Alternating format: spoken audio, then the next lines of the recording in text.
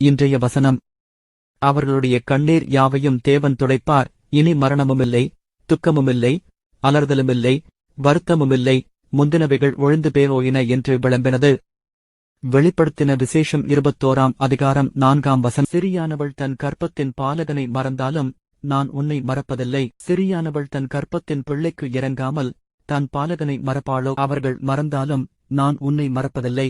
இதோ என் உள்ளங்கைகளில் உன்னை வரைந்திருக்கிறேன். உன் மதில்கள் எப்போதும் என் முன் இருக்கிறது.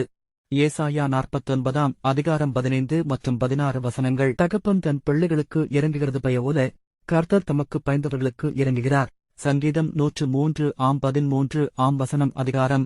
நல்முடிவை எதிர்பார்த்திருந்த எனக்கு எல்லாம் எதிர்மறையாய் இருக்கிறதே என்று கலங்குகிறாயோ? யோசேப்பின் வாழ்வில் தேவனின் செயலை சற்று கவனித்துப் பார். யோசேப்பின் பார்வையில் சகோதரர்கள் செய்தது தீமையான காரியம்தான், ஆனால் தேவனாகிய நான் அதை நன்மையாய் மாற்றினேன். ஆகவே எதிர்மறையான முடிவை குறித்து கலங்காதே.